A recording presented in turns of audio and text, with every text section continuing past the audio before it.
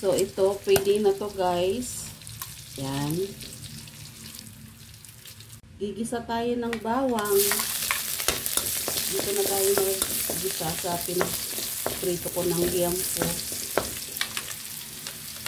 Sibuyas.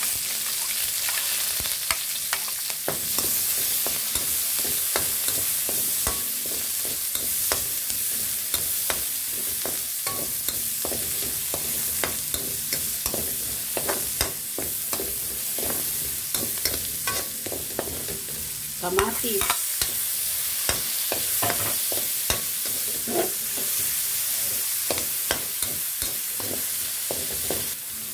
Ilagay natin yung kalabasa.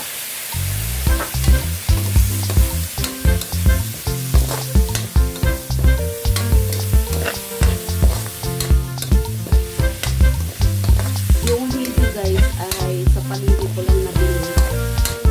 Sarap yan. Mabango. Ilagay natin yung sitaw.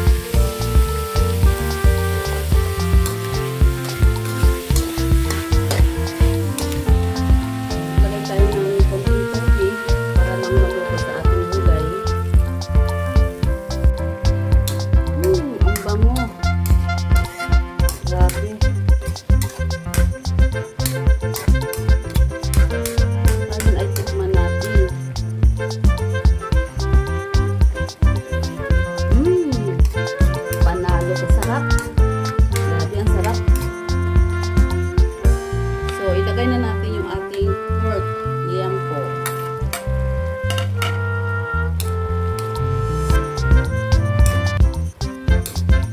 Ang grabe, ang sarap. So guys, luto na to ating ginisang kalabasa